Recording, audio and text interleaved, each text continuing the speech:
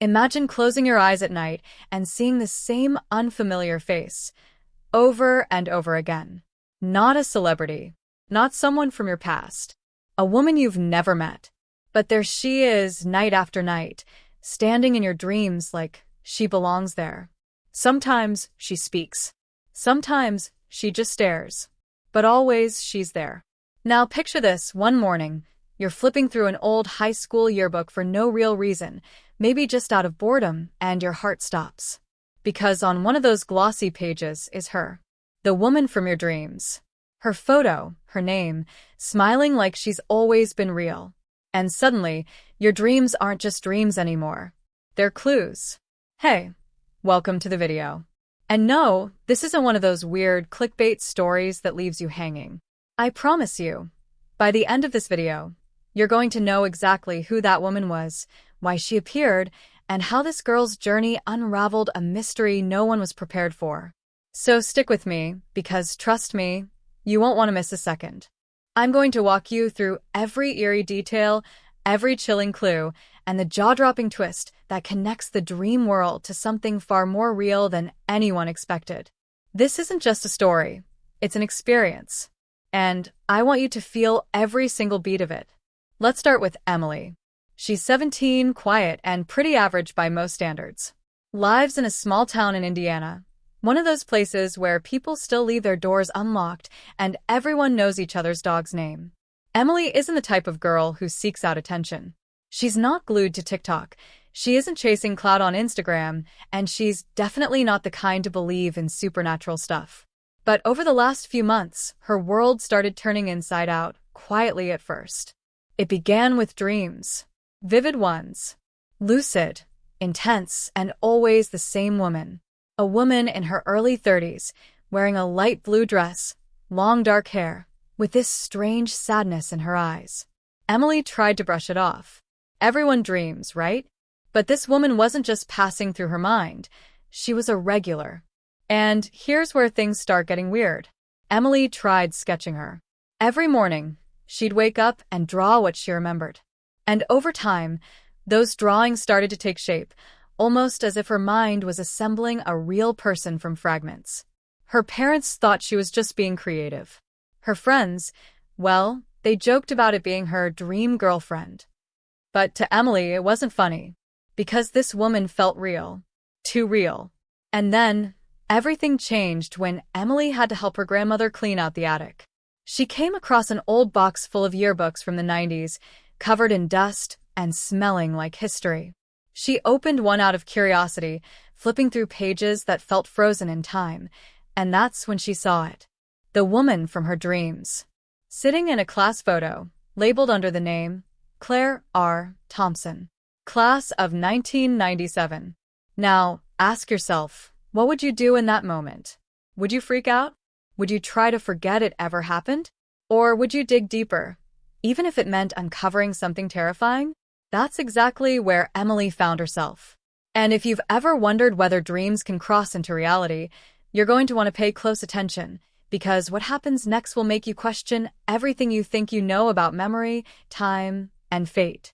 But before we dive into the next chapter of Emily's journey, before you find out who Claire really was and why she's been appearing in a teenager's dreams nearly 30 years later, let me just say this.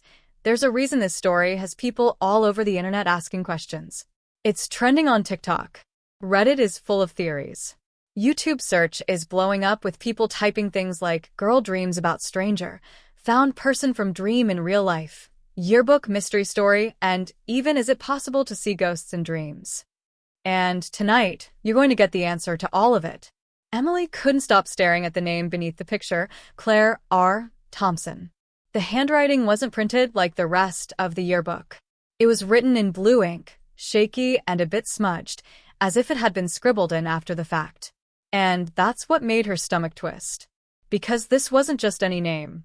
It looked like someone had gone back and added it later, long after the book had been printed. But how could that be? More importantly, why would someone do that? The woman in the photo looked exactly like the one Emily had seen in her dreams, down to the shape of her nose, the arch of her eyebrows, the sad, knowing look that seemed to see through everything. Her hair fell the same way. her expression, that soft mix of calm and distance, it was too exact to be a coincidence. And the weirdest part? No one in Emily's family recognized the name. Not her grandma, not her mom, not even her aunt who graduated the year before Claire supposedly did. It was like Claire never existed outside that one photo. In the days that followed, Emily's routine felt like it was unraveling. She tried to focus at school, hanging out with her small circle of friends between classes, Maya, who was practically glued to her true crime podcasts, Devin, the class clown who never took anything seriously, and Kevin, her quiet lab partner, who always kept his head low and eyes on his notebook. But Emily wasn't really there. She was distracted, always glancing over her shoulder, scanning faces in the hallway like she might see Claire walking among the living. Her dreams were intensifying too. Claire no longer just stood in the background. Now, she walked toward her, sometimes reaching out, sometimes whispering words Emily couldn't quite make out, just sounds soft and haunting, like an echo trapped in a cave. Emily started writing them down in her journal. Most of it looked like gibberish. But one night, the words came through clearer than ever. Find the others. It was enough to send her spiraling down a rabbit hole. Emily became obsessed. She went back to the attic the next weekend, searching through more of her grandmother's old boxes, hoping to find more yearbooks or school memorabilia that might point to who Claire really was. And that's when she found something bizarre. A letter, tucked between pages of a forgotten scrapbook. It was dated May 20th, 1997, 2 days after Claire's class had graduated. The envelope was never sealed, the paper worn and yellowed. It was addressed simply to Mr. Bell. Emily had no idea who that was, but the contents sent a chill through her. The letter mentioned a group of girls who disappeared from the senior trip itinerary with a line that said, "If Claire doesn't show up today, we'll have to tell the others to keep quiet." That was it. No names. No explanation. Just that cryptic line, like it was a note passed between people who already knew what they were hiding. Now, you're probably wondering, what kind of school lets a student just vanish and no one talks about it? That's what Emily was trying to figure out. She started digging through online archives, school board records, even scrolling through Reddit forums under threads like "Mystery Girl in Old Yearbook," "Haunted Dreams Real Person," and "I found a stranger from my dream IRL." That's when she started to notice a pattern. Other people, from completely different towns and decades apart, were reporting the same thing, recurring dreams of people they'd never met, only to later find out those people had either gone missing or died under strange circumstances. Back at school, things were starting to feel off. Devin started acting strange. He joked less, spent more time staring at nothing in particular, and once, when Emily mentioned Claire's name around him, he flinched like he'd just heard a gunshot. When she asked if he was okay, he shrugged it off and made up some excuse about a headache. But she could tell. He knew something. Meanwhile, Maya, who usually lived for unsolved mysteries, suddenly went quiet whenever Emily brought up the dreams. She even stopped texting as much. Emily chalked it up to coincidence until she saw Maya speaking in hushed tones with one of the school's guidance counselors. That counselor? Mr. Bell. The same name from the old letter. Emily felt the walls closing in. Everyone around her either knew something or was too scared to say it. Even Kevin, the one friend she thought she could count on, began avoiding her after she asked if he'd ever heard of Claire Thompson. He muttered no, without looking up, but the way his hand trembled as he gripped his pencil said otherwise. And then, things took a darker turn. Emily started getting anonymous notes in her locker. No envelope, no handwriting she recognized. Just typed messages on torn paper. Stop digging. Some dreams are meant to stay forgotten. One even said, "You saw her because she chose you." Emily was terrified, but she couldn't let it go. Not now. Because the more she searched, the more she felt like Claire was trying to tell her something important, something urgent. Maybe Claire hadn't vanished. Maybe she'd been erased.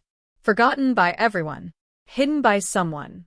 Or maybe, just maybe, Claire never left at all.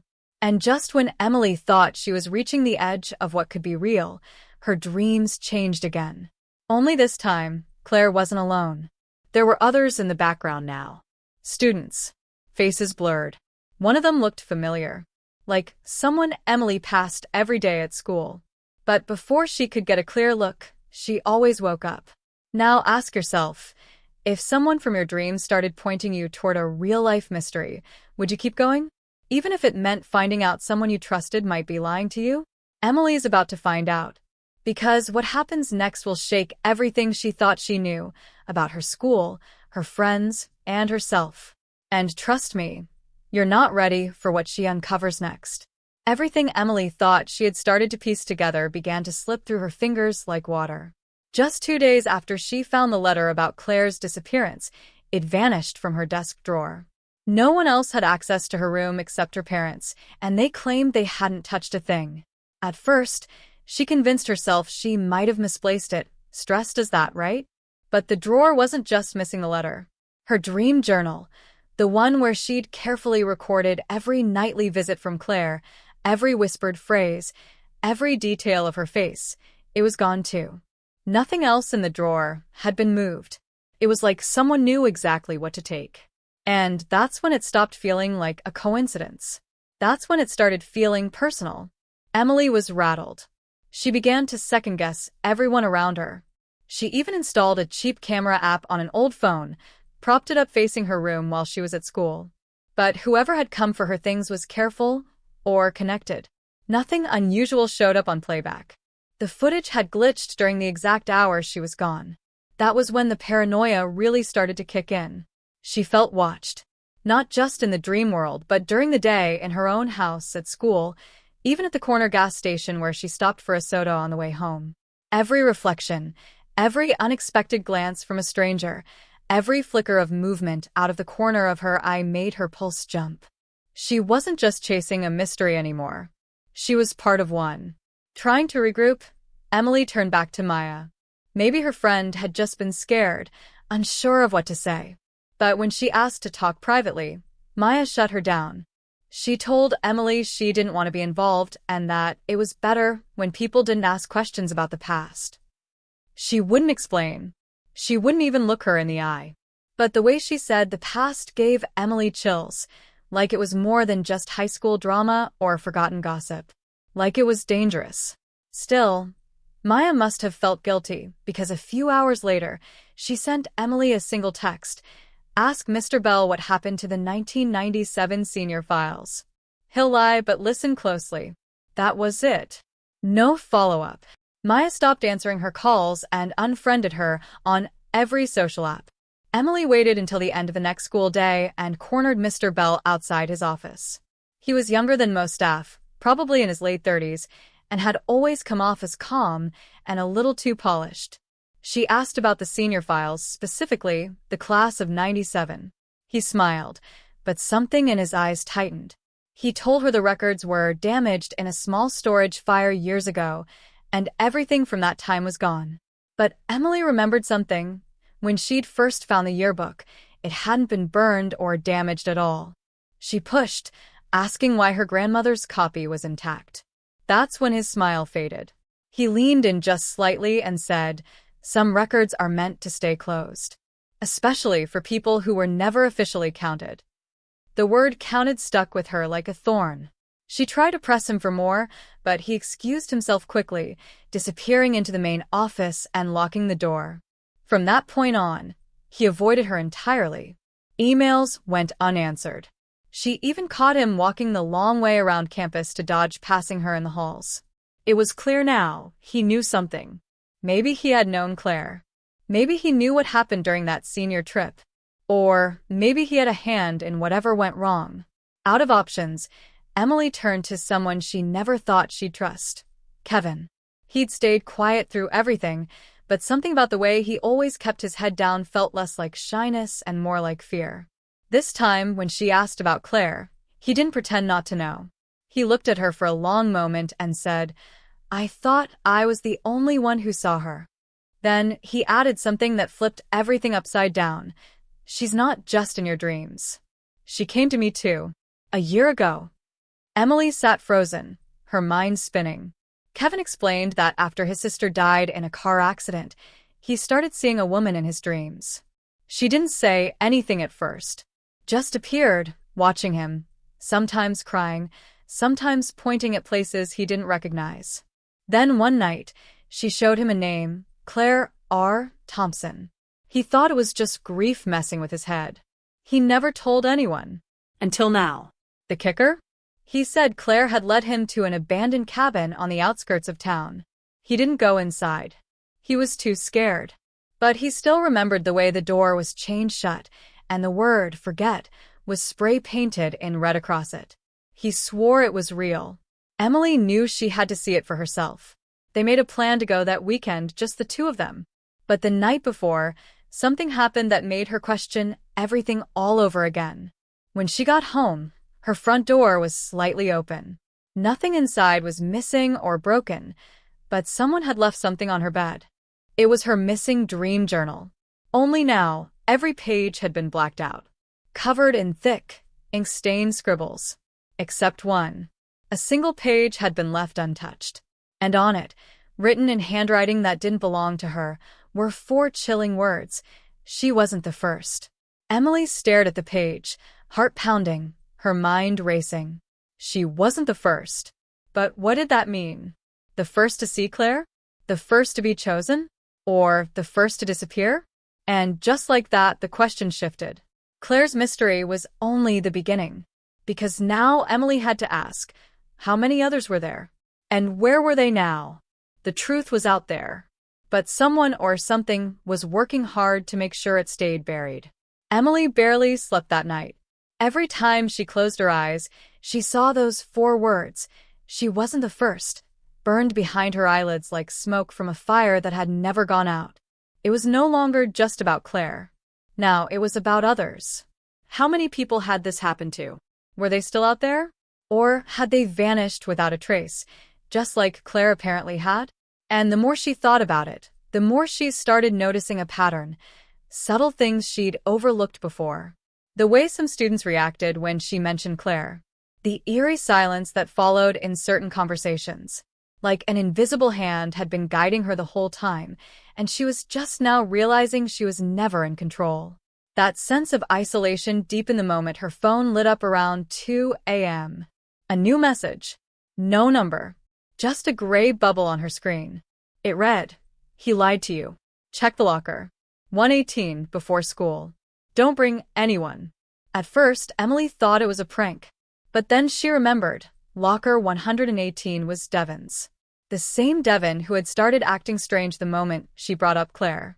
The same Devon who had avoided her for weeks and now barely made eye contact. Her heart was racing, but she knew she couldn't ignore it.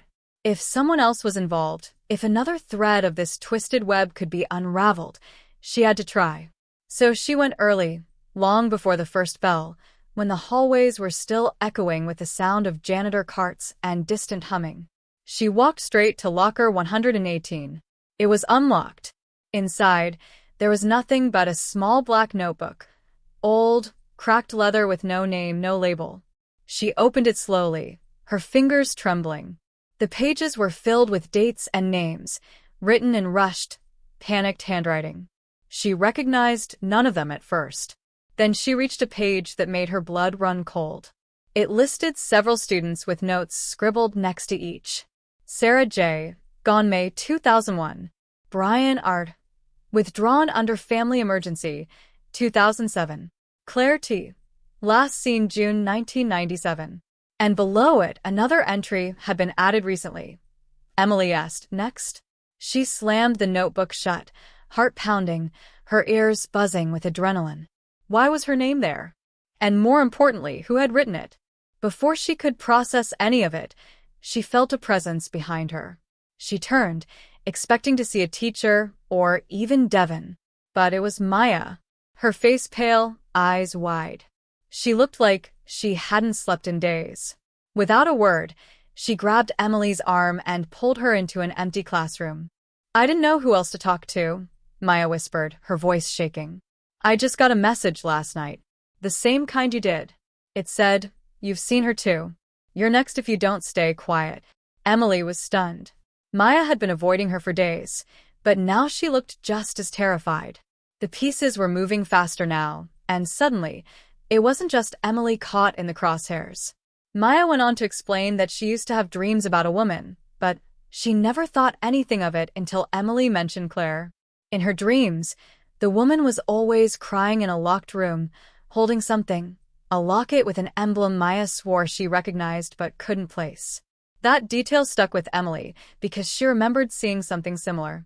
A photo in the old yearbook with a barely visible pendant around Claire's neck. That same locket. That was no coincidence. The girls agreed to keep what they knew between them for now. But before they could leave, Maya hesitated. "There's something else," she said. "Devin, he's been going to the basement level after hours. I saw him a few nights ago. He had a flashlight. I think he's hiding something down there." Emily froze. Their school didn't technically have a basement, at least, that's what students were always told. It had been sealed off after renovations in the early 2000s, supposedly due to mold or outdated plumbing. But now it was starting to sound like that was just another cover-up. They had to find a way down there. Later that day, while pretending to head to the library, Emily and Maya slipped into the back corridor near the old gym. It smelled like mildew and chemicals, a place long forgotten. Behind a stack of broken desks, they found the old basement door, rusted shut but not locked. They pulled it open, the hinges groaning like they hadn't moved in years. Stale air hit them in the face. Emily's phone flashlight cast thin beams through the darkness. Dust hung in the air like fog, and the staircase creaked under their feet with every cautious step. But halfway down, they stopped cold. There was someone down there. A shadow moved across the wall below. They heard the faint sound of metal scraping. Emily killed her flashlight. Maya clutched her arm. The two of them crouched low, hearts pounding in unison. The figure didn't speak, but moved with purpose, like they knew exactly where to go. Then came a sound neither of them expected, a heavy door opening, followed by a click, then footsteps walking away. After a few minutes of silence, they reached the bottom and followed the path. And that's when they saw it, an old storage room that had clearly been recently disturbed. Boxes pushed aside, a dusty chair in the center, and pinned to the far wall a photo. It was of Claire. Not a yearbook photo, but something more recent. A candid shot, blurry, taken from behind, like someone had snapped it quickly. And the timestamp at the bottom? It was from 3 months ago. Claire is supposed to be missing for nearly 3 decades. But this photo said otherwise. And now everything Emily believed was shattered. Was Claire ever really gone?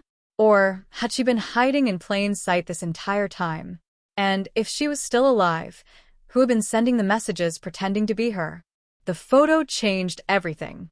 Emily stared at it, frozen, her fingers trembling as she reached out to touch the edges of the curled snapshot. It wasn't the fact that Claire appeared older that shook her the most. It was that the timestamp placed her alive now, walking through what looked like a wooded trail just outside of town.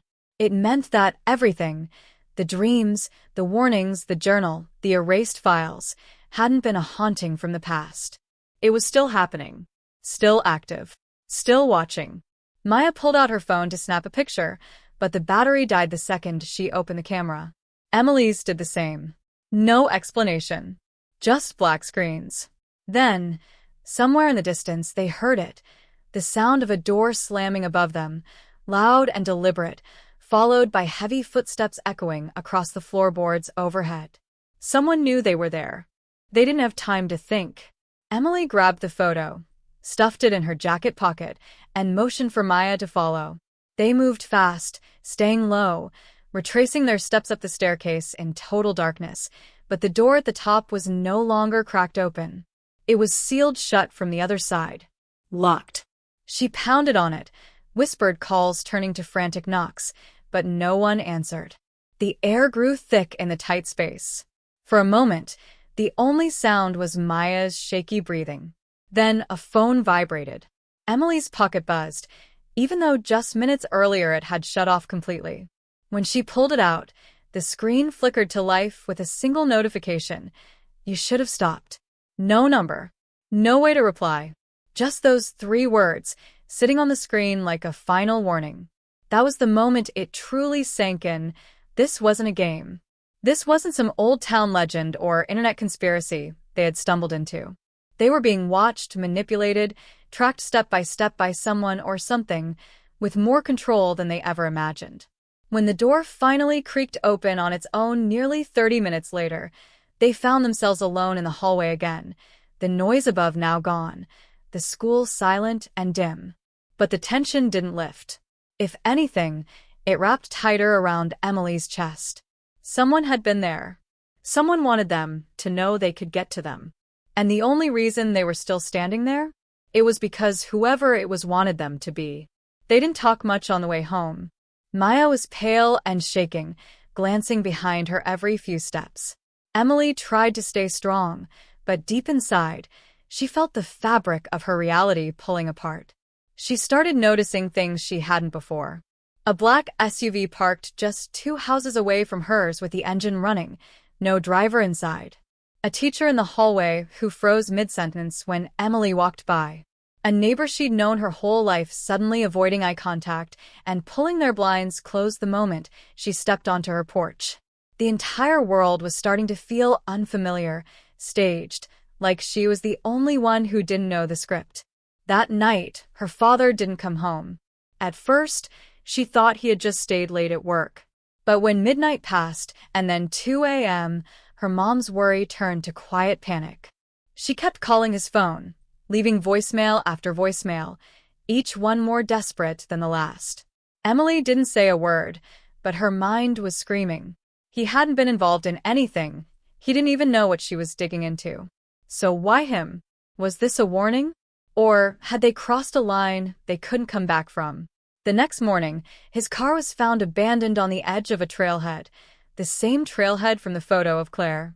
Police called it a probable accident. They searched the nearby woods, claimed they found footprints leading into the trees, and left it at that. Emily tried to tell them about the photo, about the messages, about Claire. But the officer's face went blank, like she was speaking in a different language. He scribbled a few notes and told her to get some rest. That was the moment Emily knew. No one was going to help her. Not the police. Not the school. Maybe not even the people she thought she could trust. That afternoon, as she sat staring at the photo again, now safely hidden in a thick textbook, her thoughts turned to Claire. Why her? Why this connection that spanned decades and invaded her sleep night after night? And if Claire really was alive, what kind of life had she been living all this time? Was she in hiding? Or was she part of something bigger? Something orchestrating every step Emily took? The photo felt less like proof and more like bait now. Like it had been left for her to find. Like she'd been led to it by design. And then, as if to confirm every worst fear she'd been holding in, a new envelope arrived in the mailbox. No return address. No stamps. Just her name, in blocky handwriting. Inside was a folded piece of paper. It was one of her own drawings, an exact copy of the sketch she'd made weeks ago of Claire's face. But now, someone had added something to it. A background. The wooded trail. And standing just behind Claire, in the shadows of the trees, was a second figure. Tall. Faceless. Watching. And underneath the image, in faint red ink, they always follow the dreamers. Emily's hands went numb. There was no doubt anymore. This wasn't just about solving a mystery. This was about surviving it. For days, Emily could barely sleep. The image of that second figure behind Claire haunted her like a shadow stitched to her every step. Every moment alone felt like an invitation for something unseen to draw closer. She stopped going to school. She stopped answering her phone. Even Maya couldn't get through to her anymore. But as the world around her unraveled, something inside Emily clicked. Something quiet but undeniable. A voice that whispered, "You're not crazy. You're close." She couldn't explain it, but she knew. The fear wasn't there to stop her. It was there, because the truth was finally in reach. So she went back to the only place that had given her answers, the old yearbook archive room at the local library. This time, she didn't just search for Claire. She searched for everything. Every missing student, every strange note scribbled in the margins, every photo that didn't quite match its caption. That's when she found it. The real twist. Buried in a dusty folder labeled Staff 1996 was a group photo of the guidance counselors and school therapists from nearly 30 years ago. Emily barely recognized any of them, except one. In the corner, standing slightly behind the others, was a young man with sharp eyes and a crooked smile. His name printed underneath: Daniel Whitmore, school psychologist. Her hands began to tremble. Because Daniel Whitmore wasn't just some forgotten faculty member. He was her mom's new boyfriend. The man who had slowly been inserting himself into their lives over the last few months, ever since her dad had taken the late shifts. The same man who gave her that dream journal to help track her sleep. The same man who'd once told her, almost offhand, that dreams are where truth hides. Emily's stomach twisted. All this time he'd been close, watching, guiding her steps without her even realizing it. The late-night talks, the gentle prodding, the subtle comments about her connection to something bigger. He'd made her think she was discovering all this on her own. But now she saw it clearly. He'd been nudging her toward this path from the beginning. He wasn't just some concerned adult. He was part of it. Maybe even leading it. Her mind raced back through every moment they'd spent together. The stories he told, the way he always asked about her dreams, how he seemed to know things before she told him. And worst of all, how he always steered the conversation away whenever she brought up Claire. Heart pounding, she rushed home, stormed through the front door. Her mom wasn't there. The house was quiet. Too quiet. Daniel's car sat in the driveway, but the living room was empty. She called for him, once, twice. No answer. Then she saw it. A flicker on the kitchen table. Her dream journal. Only it was open, and pages were torn out. In their place, a new note. Typed. Cold. Precise. It read, "You needed a reason to keep looking. Sometimes we create what we need most." She dropped the paper, hands shaking violently. What did that mean? Was he saying he planted the dreams? That he made her believe in Claire, in the mystery, just to drive her to this moment? Her head spun. Nothing made sense anymore. Claire might not be missing. The figure in the woods might not be real. Or worse, they were real, but not for the reason she thought. Maybe this wasn't about one missing girl at all. Maybe it never had been. Maybe it was about a pattern. A cycle. A kind of psychological experiment hidden behind ghost stories and old yearbooks. Her thoughts kept looping back to one line: they always follow the dreamers. And then she remembered. Her father's disappearance. The way no one would talk about it. The way the cops acted like he just wandered off and left them behind. She ran to his office, which had remained untouched since the day he vanished. She tore through the drawers, flipping through old documents, until she found what she didn't even realize she was searching for: a folder of printouts. Emails, research notes, phone logs. All about sleep therapy trials. Behavioral tracking. And a name, Daniel Whitmore, popping up over and over again. Her dad had been investigating him. Daniel had been under review years ago for experimenting on students under the guise of dream therapy. The program was quietly shut down, but he'd disappeared before facing any disciplinary action. There were notes from former students, now adults, claiming they'd been told to dream about certain people, to keep journals that would be picked up at night. One claimed they hadn't had a real night's sleep in 20 years. Emily's lungs tightened. Claire might have been the first, but she wasn't the only one. And Emily, she was the next subject. Just then, she heard a door creak open behind her. She turned, pulse crashing like a wave in her ears. Daniel stood in the hallway. His expression was calm. Too calm. And in his hand was something she hadn't seen before. A locket. The same one Claire wore in the yearbook photo. Only now it was open. And inside was a tiny, folded photograph of Emily.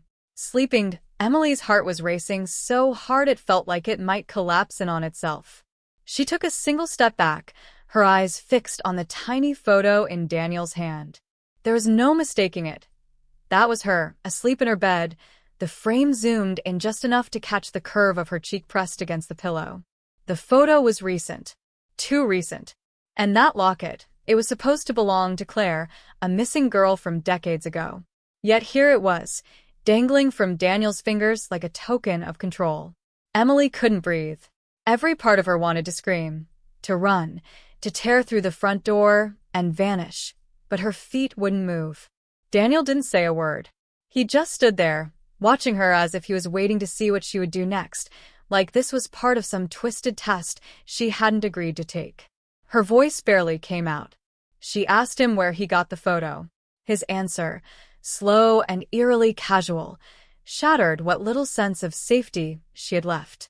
He told her she wasn't the first, that Claire was a mistake the program learned from, and that Emily's reactions were being monitored to prevent it from happening again.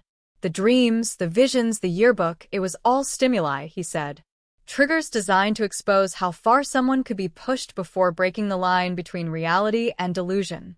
You should be proud, he told her with a smile that didn't reach his eyes. You've gotten farther than any of the others. Emily felt something inside her fracture. None of it had been real, or worse, some of it had been, and the rest was engineered to manipulate her. The idea that her grief, her obsession, her sleepless nights were part of a controlled narrative made her feel violated in a way she couldn't explain. But Daniel wasn't finished. He handed her a sealed envelope, told her to open it once he left the house. You'll have a decision to make, he said flatly. One that determines how the next part of your life unfolds. Or, if it does. She didn't move until she heard the door shut behind him. Then she tore open the envelope, hands trembling. Inside was a document titled Participant Continuation Agreement. It detailed in clinical language that she was part of an active cognitive immersion study, one that would only continue with her explicit consent. But underneath the contract was something far worse, a printed photo of her mother tied to a chair, blindfolded, her mouth covered in duct tape. The timestamp was from just hours earlier. Her knees buckled. She couldn't stop shaking. At the bottom of the page were two options scribbled in Daniel's handwriting. One read, sign and continue, get the answers. The other, refuse and lose everything. The choice was impossible. Sign the agreement and become a part of the very system that had been tearing her life apart, or walk away and risk never seeing her mother again. She had no idea if the photo was real or staged. She didn't know if her mom was actually in danger, or if this was all just another manipulation meant to pull her deeper. But the fear was real. The pressure was real. And the worst part? She had no one to turn to. Maya had gone silent after that last night at the school. Calls went to voicemail. Texts were left on read. It was like Maya had vanished, or worse, had been silenced. Emily sat there for hours, reading and rereading the contract, looking at the photo of her mother, and trying to hold herself together. Her hands hovered over the pen, knowing what each option meant. Signing meant giving herself fully to the machine behind the curtain, trusting the same man who'd watched her sleep, who'd used her nightmares as bait. But not signing? That felt like opening the door to something even darker. Her mind drifted back to Claire. Maybe she had refused. Maybe that's why she disappeared. Or maybe she'd signed, and that was why she was still out there, haunting Emily's dreams like a ghost trapped in a maze with no exit. Just as she reached for the pen, the power in the house cut out. Everything went dark. The lights, the fridge hum, even the faint glow from her phone all gone. Then, the back door creaked open. Emily froze. The contract slipped from her hand. This wasn't about a choice anymore. This was a trap. The question now wasn't just whether she'd sign the paper. It was whether she'd make it out of the house alive. Emily's breath caught in her throat as the back door creaked open again, the hinges groaning like something out of a nightmare. The darkness swallowed every detail around her, and for a moment, she couldn't tell if she was still awake or stuck inside another constructed hallucination. Her pulse pounded in her ears. She grabbed her phone and flicked on the flashlight, the weak beam slicing through the thick silence, and she backed toward the front of the house, each step measured, deliberate, terrified.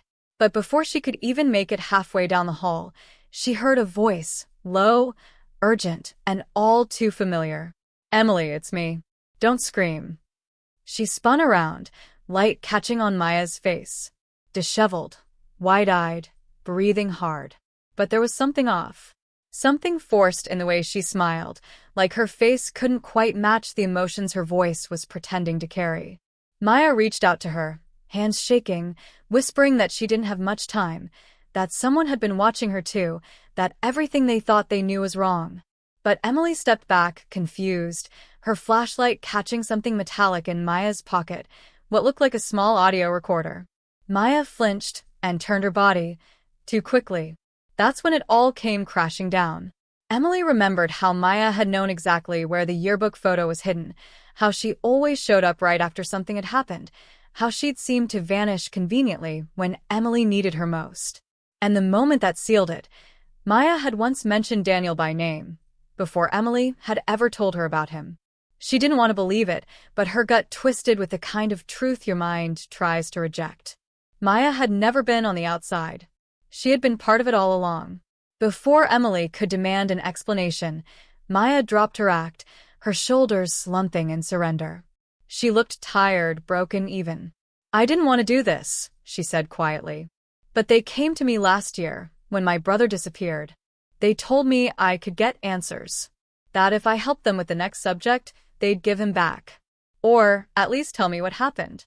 Her eyes glistened, but Emily didn't care anymore. All the tears in the world couldn't unbreak the trust that had just shattered into 1,000 pieces. Maya explained the real scale of what was happening. This wasn't about one missing girl or some long-abandoned sleep therapy project. It was a covert psychological research initiative, active for decades, using unsanctioned methods to explore trauma-induced memory manipulation. They targeted teens, specifically those with pre-existing emotional vulnerabilities. Emily had been flagged years ago, after her father's disappearance. Her dreams weren't random, they were implanted.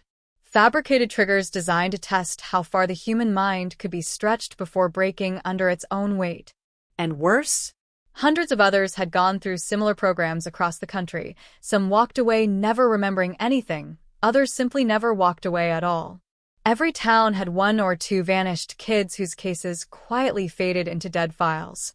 Claire hadn't just been a student. She had been the first success and the first failure.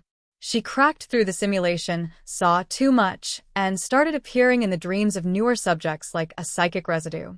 They called it residual echo syndrome, and it terrified the people behind the program because it meant parts of the experiment were slipping outside their control. Emily's dreams of Claire weren't the mystery. They were the evidence. The ghost in the machine that refused to be deleted. Emily barely had time to process this when a blaring noise split the air.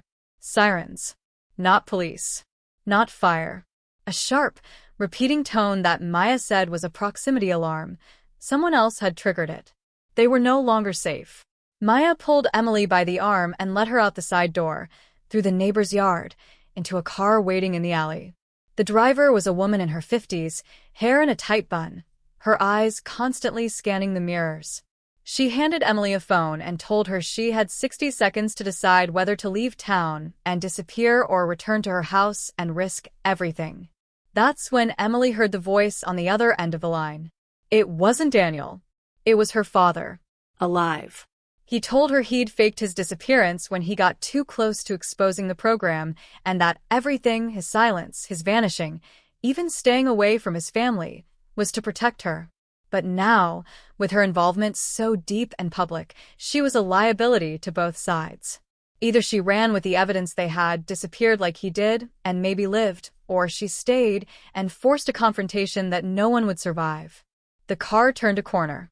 In the distance, Emily could already see unmarked vans blocking the entrance to her street. Men in black clothing walked with purpose, carrying equipment, not police, not government. Something colder. Emily's grip tightened around the phone, her mind spinning with everything she'd just learned.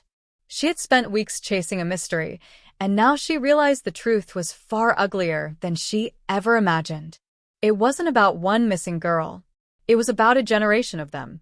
And the worst part? The experiment wasn't over. It had only just begun. Emily stood on the edge of a makeshift concrete platform inside what used to be the basement of an abandoned research facility just outside town, one she was told never existed on any public record. The air was thick with humidity and rot, the walls lined with rusted filing cabinets and shattered monitors. This was ground zero, the core of the entire program. And standing in the middle of the room, next to a long metal table strewn with patient files and surveillance stills, was Daniel. He looked nothing like the man who once pretended to be a concerned psychologist. Gone was the warm voice, the casual clothes. He wore a black utility jacket now, earpiece clipped his collar, and a gun at his hip. His eyes didn't carry curiosity anymore, they carried calculation. Emily's voice cracked as she demanded the truth. All of it. Why her? Why now? Daniel sighed like a man tired of hiding and gestured to the old projection screen behind him. A grainy video flickered to life, showing a younger Claire strapped to a chair, electrodes taped to her forehead, whispering something over and over. She's the key. Over and over, with increasing urgency. She's the key. The camera zoomed in as Claire's face contorted in panic, until the screen went black. Daniel explained that Emily wasn't just another test subject. She was the anomaly, a genetic match. Claire's half-sister, born from the same father during a classified government donor trial decades ago. Both girls had heightened dream state memory retention and susceptibility to suggestion. But where Claire failed by seeing too much too fast, Emily was different. She internalized the trauma, survived it, processed it. Her dreams didn't just replay planted memories. They filtered them, rearranged them, decoded the real data buried inside. She was unknowingly decrypting the secrets of the project every night, and the organization knew if she ever figured it out consciously, everything they'd hidden would be exposed. But there was something Daniel hadn't expected. Emily had recorded every step of her descent. Video logs, audio messages, screenshots of the yearbook, saved calls, Maya's betrayal, even her conversation with the mystery woman in the car. And while the organization thought they'd shut her down by cutting her off from friends and isolating her mentally, they didn't account for what she did in those final hours before she came here. She had uploaded everything to a hidden live stream, set on a delay, time to release if she didn't return home by morning. The feed was live. Hundreds were already watching. And that changed everything. Daniel drew his weapon, shouting that she didn't understand what she was unleashing. That this program, this entire structure, wasn't about mind control, it was about national security. Containing thought contagions. Preventing the spread of echoes like Claire through the population. He claimed if she didn't stop the stream, the world would spiral into paranoia, hallucinations, psychic collapses, society would fracture. Emily didn't believe him. Not anymore. She knew it was about control. About what people believed, not what was real. As Daniel advanced, Maya appeared from the shadows, her face pale, eyes red. She begged him to stop, pleaded that this had gone too far. Daniel ignored her. But Emily didn't.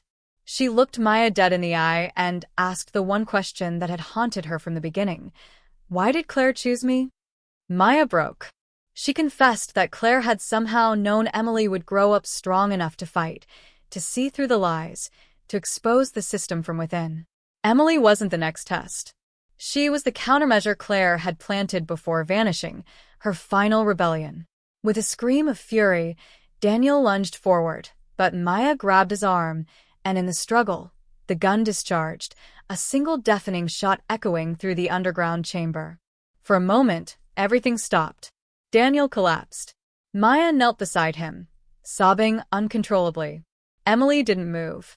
She walked slowly to the terminal, uploaded the final encrypted file from the lab's database, and watched as the viewer count on her stream skyrocketed. But just as she was about to leave, the projection screen lit up again. Only this time, it wasn't a recording. It was a live feed. Claire. She was older. Eyes hollow but sharp. Somewhere in another facility. Still alive. She looked straight into the camera and whispered, "They're not gone. They just changed names." Emily's legs buckled. The entire program, the years of manipulation, the false endings, had only been the first chapter. The deeper conspiracy had already evolved, spread into new systems. This wasn't the climax. It was the prelude to something much, much bigger. In the weeks that followed, the world didn't end. The feared psychic collapse never came. Society didn't unravel, and the air didn't grow thick with mass paranoia. But the silence that followed the viral leak of Emily's footage was louder than any explosion. News outlets scrambled to verify the authenticity of the videos, while anonymous online forums flooded with theories, testimonials, and suddenly resurrected missing persons reports. Government officials denied everything, of course. Some claimed it was AI-generated fiction, a clever hoax. Others launched internal investigations, but the results were conveniently buried under red tape. Yet people knew, deep down, they knew something real had cracked through the surface. The footage showed too much. The faces were too specific. The fear too raw. Even skeptics couldn't dismiss it entirely. And Emily?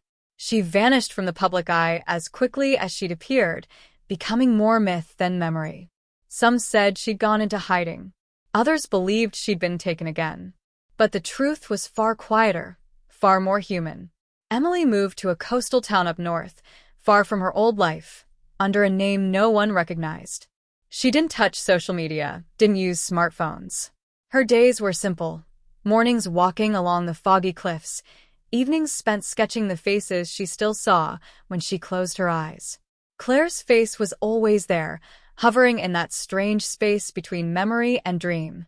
And every now and then, Emily would find things she didn't remember buying. An old book placed on her porch, a photo tucked into her journal, a necklace she thought she lost as a child mysteriously returned. It wasn't terrifying anymore. It was a reminder that even though the program had tried to erase their subjects, pieces of them remained, buried in the corners of the world, resisting oblivion. Emily never looked for Maya again. Part of her hoped Maya had found peace, but another part feared she hadn't made it out at all. The last message Maya ever sent had just 2 words: "They're watching." One day, a letter arrived with no return address. Inside was a single Polaroid photo, Emily as a child, standing next to Claire at a park she didn't remember visiting. They were holding hands, both smiling. On the back, in shaky handwriting, were the words, "You were never alone." For the first time in years, Emily cried not from fear, but from release. She understood now. Claire had been guiding her all along, not haunting, not warning, but preparing her. Every dream, every image, every whisper in the night was part of a map out of the dark. And Emily had followed it. The government would never admit to what happened. The organization would rebrand, restructure, maybe even recruit new faces. But something had changed. The exposure had caused a fracture in their foundation. People were looking now, watching, asking the right questions. And that meant the next girl who started seeing faces in her dreams might have a chance to be believed, might even have someone to call. Emily kept one drawer locked in her kitchen, filled with files, names, evidence, and coordinates, just in case someone else came knocking. Because she knew this wasn't over. Evil doesn't die. It adapts. But so do the ones who survive it. And yet, one question still lingered, tugging at the edge of her thoughts every night as she drifted into sleep. If Claire was alive somewhere, still fighting from within, who else might be? How many others were lost, waiting to be remembered? And then, in that vulnerable space between wake and dream, Emily would sometimes hear a voice, not Claire's, not Maya's, but her own, speaking softly, calmly. "You're the key now." The screen fades to black, and just before it does, one final detail flickers into view, a surveillance feed, time-stamped weeks after Emily disappeared. In it, a young boy sits alone in a dimly lit room, sketching a woman's face over and over on a notepad. The same woman every time. Claire. The cycle has started again. And this time, someone new is dreaming.